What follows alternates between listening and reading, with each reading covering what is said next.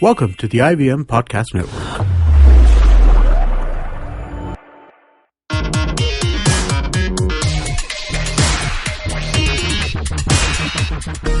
Hello everyone and welcome to the fount of wisdom that is simplified. We put the dumb in wisdom. I am Chuck and I provide the poor jokes on this podcast. My two venerable co-hosts provide all the actual information. Hi, I'm Sriket and my claim to fame is that most Indian cricketer name pronunciations on Wikipedia are mine. And our co-host, of course, is Naren. Say hi, Naren. Looks Naren's like actually not here. Yeah, he's conspicuously missing, and I think the reason can be very clear, Chuck. From what if our dear listeners can remember from the previous episode, it was his resolution to not put up with your PJs. So here we are. It's amazing good that work, you Chuck. remember that. Good work. Yeah, good work. So Naren's not going to be joining us for this episode, but that's okay. It's our first Naren less simplified, if you think about it.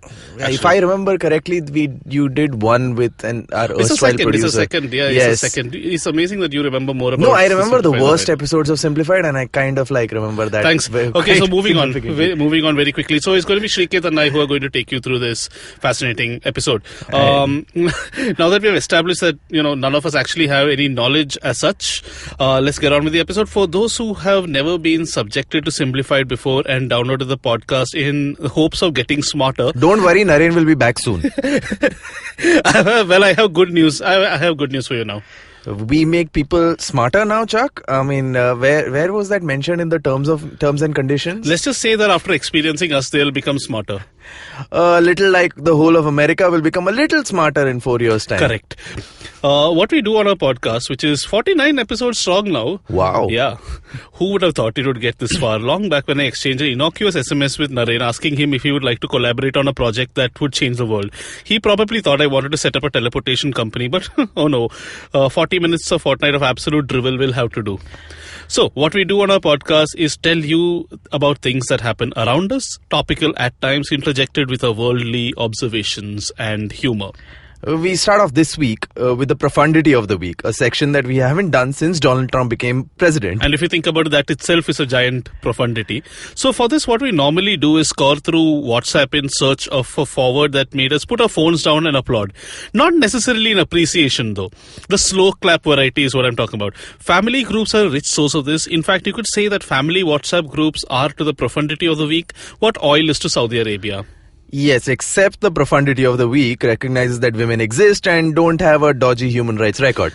So what happened is Sriket, what happened is I actually accidentally erased all the media files from my WhatsApp folder in a bit to save space and actually the RAM from self-immolating. So I don't have any good forwards with me actually. So this week we are giving you your first profundity of the week. It's a great honor. I'm truly honored by this honor that has been bestowed upon me. Yeah, but yes, I too am part of a very glorious family WhatsApp group, and I am. Despite my Gujarati roots, still a South Indian, and mathematics is highly treasured in my family. So much so that it even percolates through in our WhatsApp forwards. And from therein comes our... You are what your forwards are. Indeed, Chuck, indeed. Don't judge a person by his WhatsApp family group forwards. We are already one host down. Please don't make me walk out. Sorry. Anyway, so the profundity of the week this time of the mathematical nature goes hence. Best line said by a mathematician. My love for my family and friends is like a circle.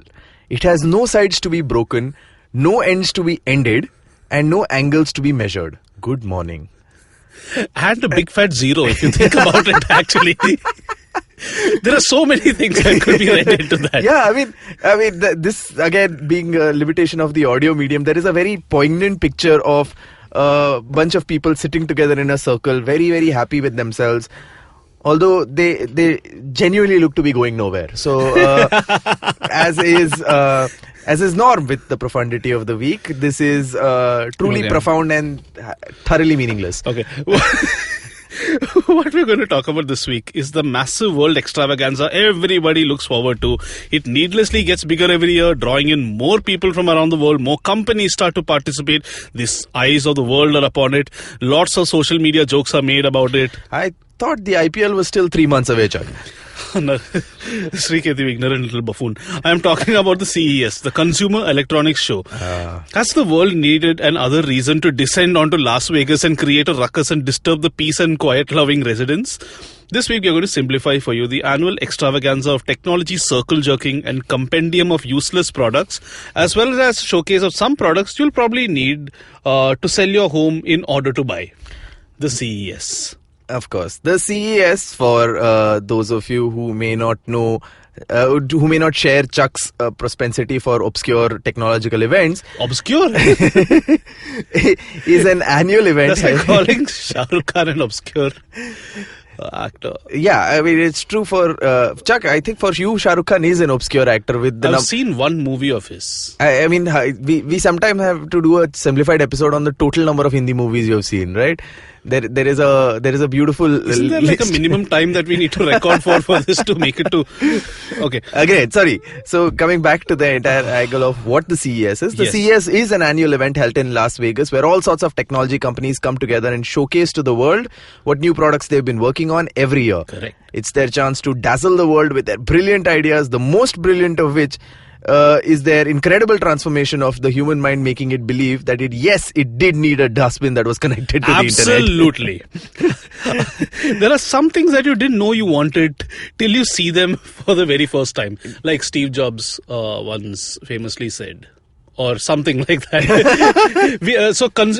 What he said was the consumer doesn't know what he wants till he actually sees it. I think it was Henry Ford who said that if the guy who made the first motor car said that, if I had asked my consumer what they wanted, they would have said they wanted faster horses. Correct. So while this logic worked well for the better half of the 20th century, I'm not quite sure whether everybody needs internet connected toothbrush, for instance.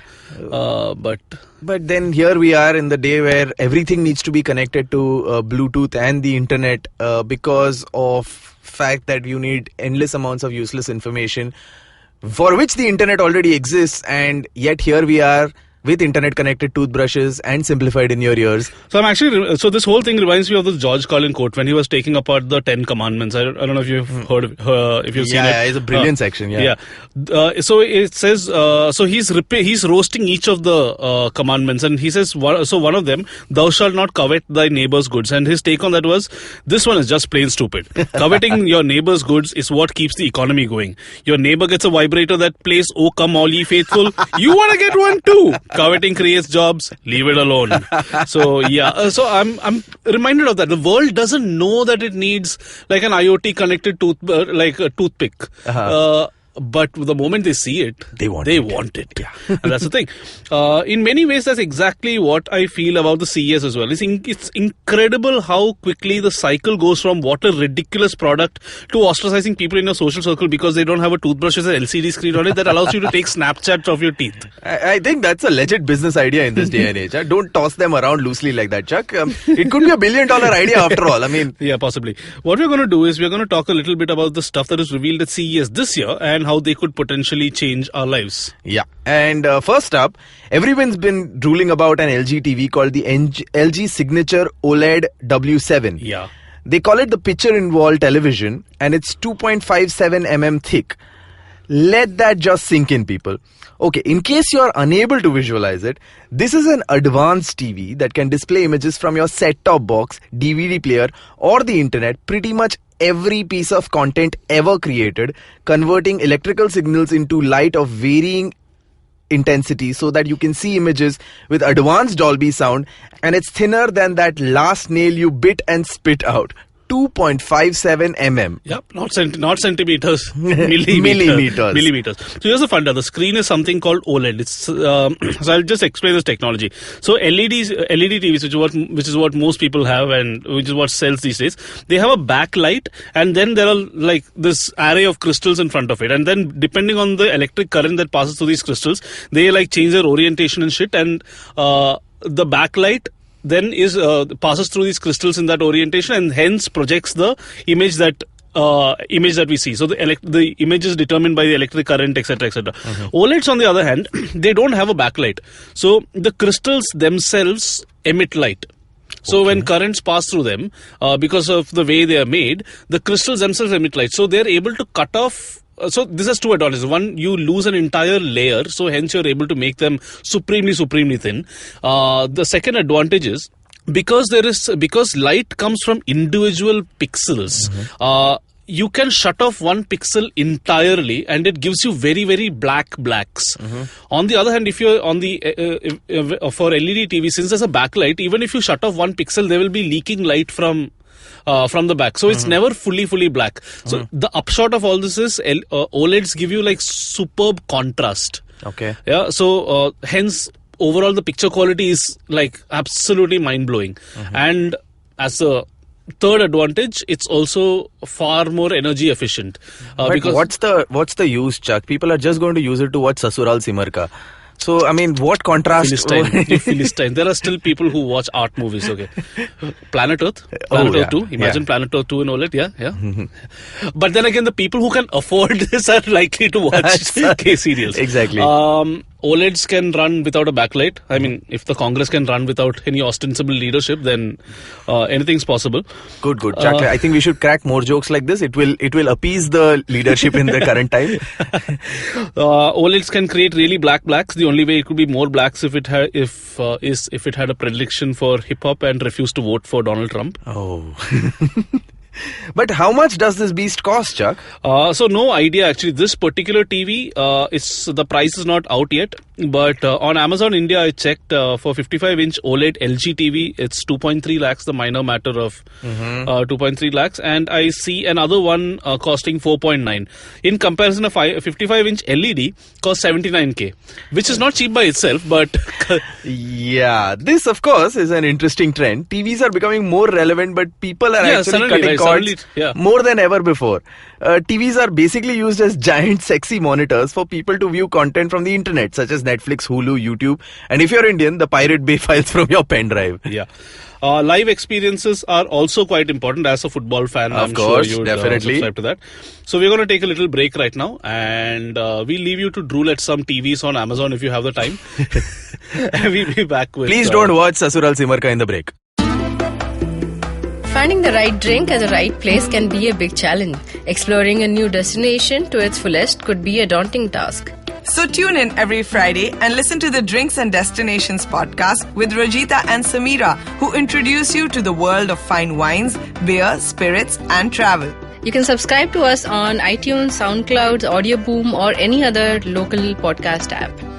And we're back. And we're talking about the CES, which was the Consumer Electronics Show. And next up is one technology that got everyone really excited, which is virtual reality.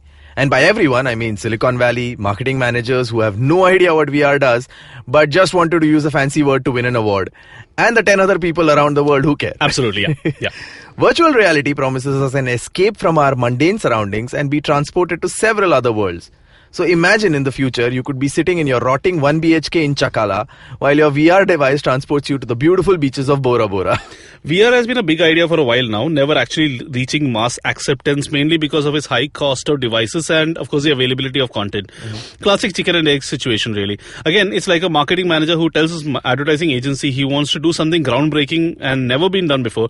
And the moment the idea is presented, ask if any brands have done it before so he can have a reference. And when he said, no, you f***ing brainless bastard, you asked for something innovative and that something's never been done before. And then he says, yes, I asked you for that, but how can I give you my opinion without having a frame of reference? And then you say, if you want a f***ing frame of reference, you idiot, then I would have given you a boring Facebook video idea or a banner ad or an email, and everyone shrugs and just does a useless Twitter hashtag that will look good on a slide to a CMO who doesn't know Twitter from a toothbrush. And that just got me to lunch today. We really need to find another outlet apart from this podcast to take out our work frustrations. I know, man. Yeah. Okay. But it felt damn good. It felt really good. Okay.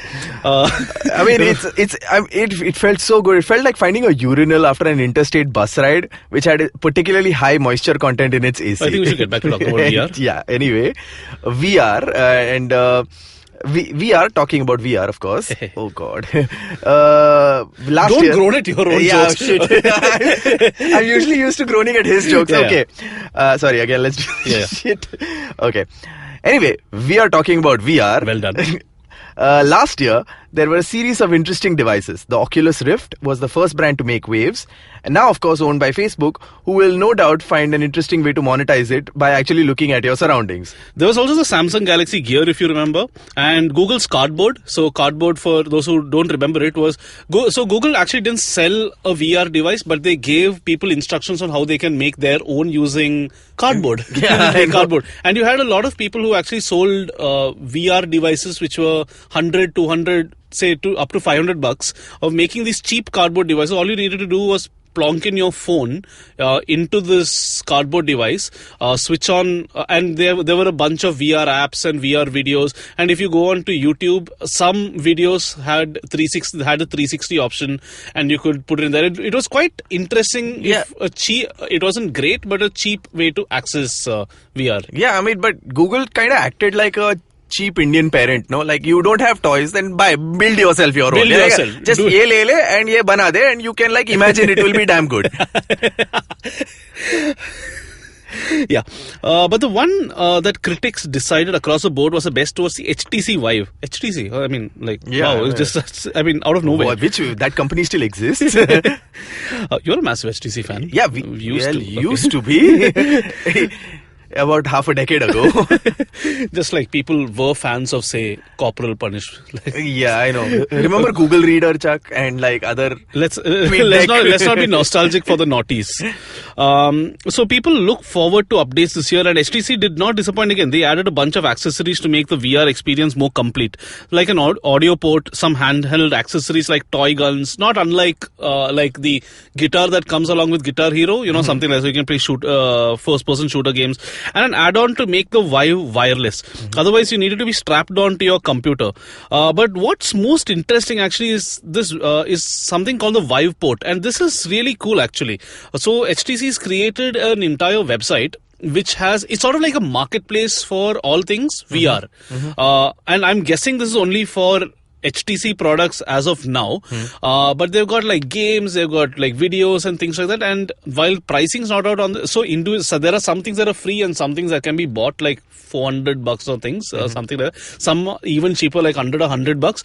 And soon they will be starting a subscription service so that, you know, I guess you get across the board access to all the VR content that you want. I think that's pretty interesting because I think one thing these guys have realized is hardware is not going to take off unless the content and software is there. So pretty interesting that they've taken the mantle upon both. They can actually, it may be a little far-fetched to say this, but they could actually become the Apple universe.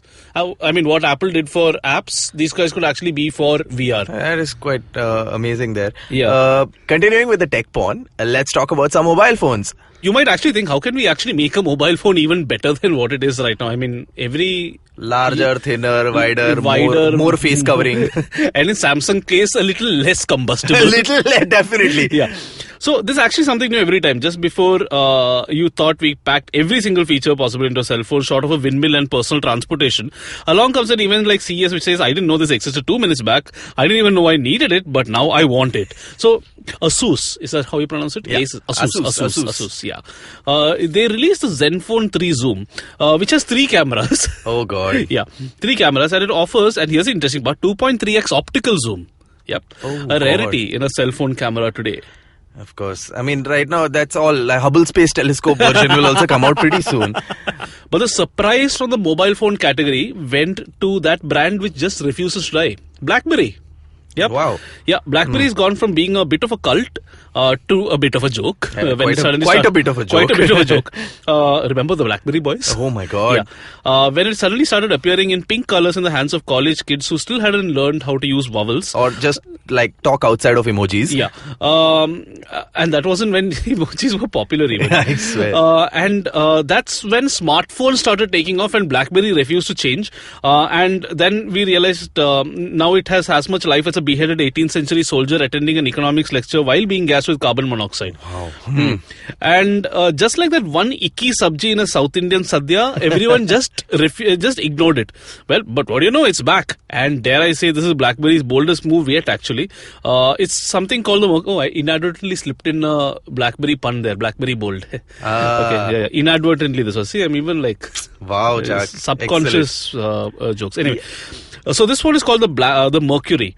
And it has a keyboard. Oh, God. I know you're a keyboard phone enthusiast. So again, Chuck, used to be in 2011. And like everyone else, learned how to type on a smartphone screen. Yeah, but I think that's where you'll find the last slightly alive body of BlackBerry in 2011, where since when this company has just been like dead and refusing to go away. It's like this one dude who like keeps on dancing even though party is like long so it's over. good that they've called this a Mercury, because when the solar system eventually collapses, that's the first thing that's going to get engulfed by the sun. Engulfed by the sun. There's an analogy in there somewhere which we haven't quite sharpened, but it's fine. Yeah. Smartwatches, though, are another product that's taking off rapidly. And at CES, several brands use the chance to impress fitness freaks, geeks, and basically anyone who's not Swiss. Casio and Garmin made new smartwatches. Personal computers are, interestingly enough, seeming to make a comeback after everyone said tablets are going to kill them off a few years ago. Yeah, that's pretty cool, right? Like, I remember everybody said tablets are going to replace this thing in offices, everywhere. Yeah. And the interesting thing is now tablet sales are pretty much stagnant. Nobody talks about them anymore as much. Yeah. Everyone's just gotten... what they have done instead is just make the phones in your hand tablets. Tablets, pretty much, right? So anyway, coming back to desktops, or in this case, laptops actually, personal computers entirely. The latest trends are 4K screens, detachable displays, fewer ports, less weight. And apart from helping you improve your productivity, they can also help you lose a lot of weight, particularly around your wallet area. If you see the causes some of these.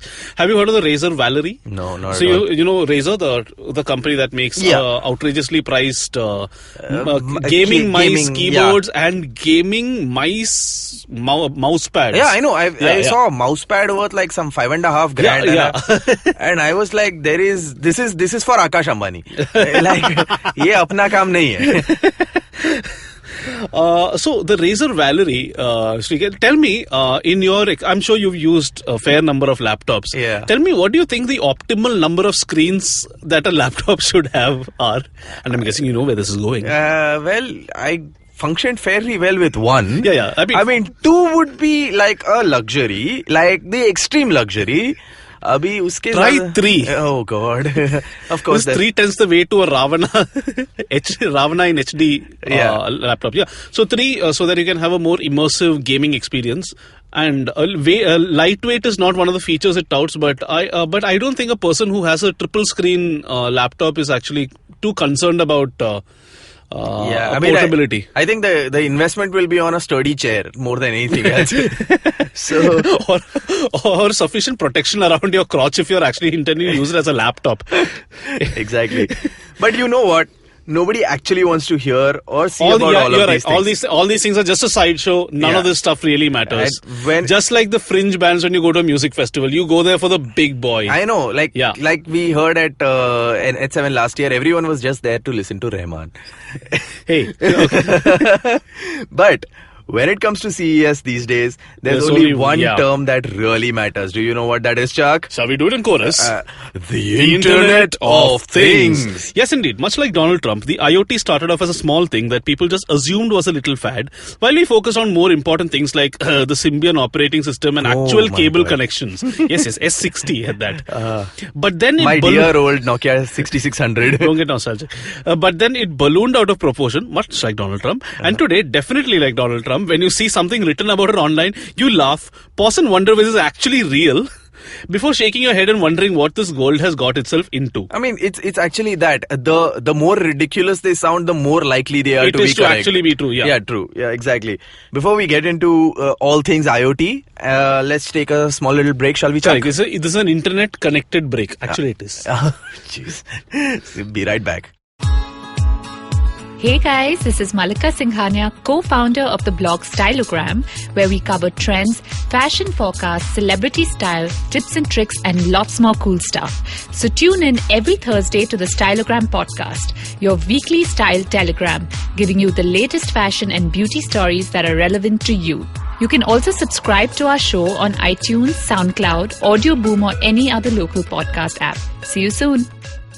Hello there, and we are back. We are talking about the Consumer Electronics Show that happens every year in Las Vegas, where all 5 people who actually care about CES live blog about it, live talk about it. Everybody else just laughs at the ensuing listicle. And what we are specifically talking about is the Internet of Things. Yeah. Basically, how you can get internet into your chappal and your vada pav. Yeah. So the Internet of Things has a lot of useful products. So before we trash the Internet of Things wholly, the IoT actually has a few useful products. Like there's a company called Netatmo, which actually creates a smart home system that can do interesting things like even regulating your airflow, control your windows and things. Practical usage, Shriketh. That sounds like Tony Stark's home in the Iron Man. Want that? And who wouldn't want that, right? But let's face it, we want to know what ridiculous product has needlessly been hooked up to the web. And I'm proud to say that this year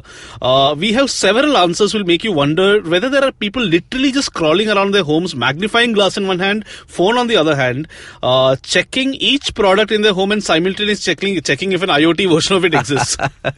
Like, what did we see this time, Chuck? Okay, let's look at the roster of ridiculousness. So what I've done is I've written little verses. Of course you have. Yeah, of course I have.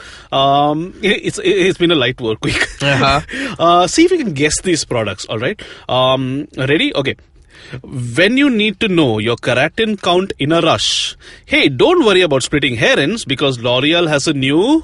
I hate myself, but it's brush. Hair brush, to be precise. 1 point. Ding, ding. Okay, next. Worried about your phone getting into your nuts? Now pocket your gadgets without a care. For a company called Spartan has had the balls to create radiation shielding... Chaddis. That doesn't rime with care. It's underwear, Chuck. Yes. It's underwear. Yes, well done. Radiation shielding underwear. IoT connected underwear. I mean, that's all you needed, right? Yeah, At the moment, like knowing how sweaty your balls are. To be fair, I don't know if they're connected to IoT, connected to the net, but it's basically like metal tin foil for...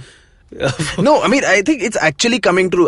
There ages ago when I was on Wikipedia and we used to talk on IRC, we had this, dealing with like particularly difficult users, we had this thing that we always wanted a protocol to be implemented on Wikipedia called WP Electroshock User, where we said that we'll actually hook up a user's genitals with like tin foil and like send a small electric shock when we need them to desist. I think it is finally going to be possible. Like, this is the technology that we were all waiting for. This should be hooked up to people who honk needlessly. Seriously. Yeah. Otherwise, like, you have a quota. If you go over the quota, every time you honk... That's fantastic. It's a great idea. Like, screw this radiation shielding from phones and all that. Yeah, like, we are all going to die anyway. Anyway, like, demonetization, there should be a drive to install. Like, getting your Aadhaar card, get your chaddis. And it's compulsory. It's mandatory. You have to, like... Yeah, get this chaddi, otherwise you won't get money. Correct. Moving on. Okay. What if you're lost while you're traveling? Put these on and get to malls and forts. For those too stupid to use Google Maps, we present to you Spinelli's vibrating denim. Pants? Clothes. What's smaller than pants? And rhymes with orts. Shorts. Correct. Oh, shorts. God. So this is fascinating. So this is literally for people who are too lazy to use Google Maps or too stupid. But you still have to put in directions. And you slip it into your pocket. And suppose you need to go right. The right side of the shorts, you get a little sort of like a bump. Oh my God. Yeah, exactly. Like, genuinely, this is the world for morons. Like, correct. Life for morons. Correct. Like, here, you will not be able to figure anything out. The thing is, you still need to use Google Maps in order to tell them where you want to go. Moving on. I swear, I mean, if these things malfunction, then like, what on earth would happen? But yeah, okay, you're gonna love this. When you have a little man in your tummy, here's something to give your wallet a little dent. For now, Bloom Life has something to strap onto yourself while you're pregnant. Correct. Oh God. Yeah. Next, once you have that little tyke in your hands, you need to feed the little lump. This is 2017, folks. So treat your boobies to a... I am afraid to say anything at this point. What rhymes with ump? I mean, what a bump? A rump? What the hell? I'm not... Breast pump. Oh, God! Yes. The simplified award for most ridiculous product at CES goes to IoT connected breast pump, which is exactly what you think it is. They have a legit website. I think there is somewhere that they need to draw a line just for mercy of humanity. Like, Yeah. I mean, there is a line that needs to be drawn, which has been crossed, and now that line is like one speck in the distance. So now somewhere in that the we have past. looked at all that CES has to offer, so are you looking forward to next year's CES? Shrikesh, what would you like to see? there? I'm very frankly fearful of next year's CES. Like, I really wonder what else they can connect to the internet. Like, I'm sure there will be a company out there that will be releasing internet IoT connected air.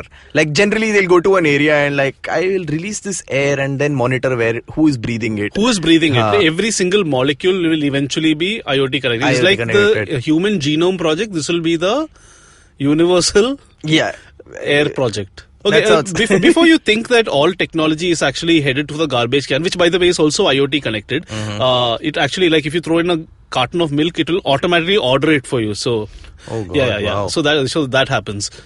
So imagine if you throw away like a fetus or something. I don't know. I don't know why I said that. A little bit of dark humor there.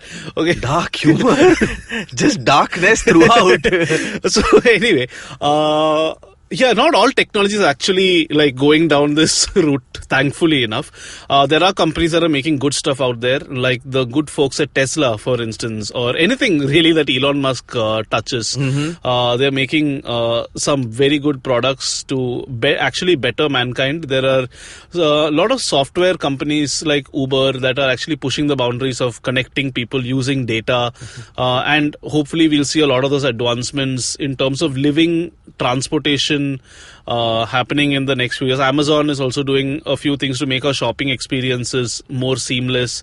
And so not everything is going down this route of nonsense. I mean, in a way, which is what I was thinking the other day. It's actually kind of like a race between Elon Musk and Donald Trump about how quickly he can screw up the world and how quickly Elon Musk can save the world. So it's actually like a race So between it's going the to be two. equilibrium. I think at the end of 4 years, what's going to happen is we are going to be exactly where we are. Yeah. It's like Obama never left.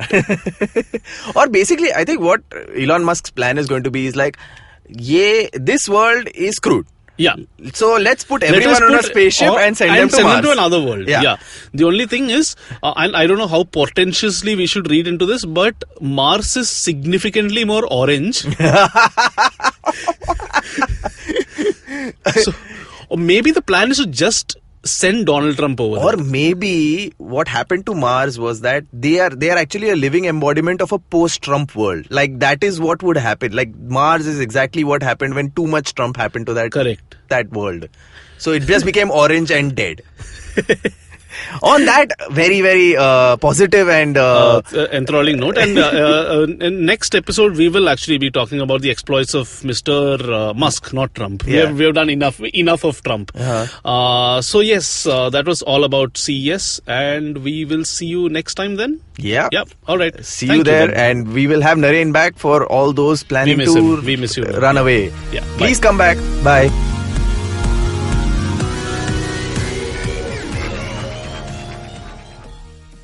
Our podcasts bring all the boys to the yard, and damn right, they're better than yours. But you don't need to stand outside in the yard. Just follow IVM Podcasts on Facebook, Twitter, and Instagram. We might be on Tinder too. Just go ahead and swipe right.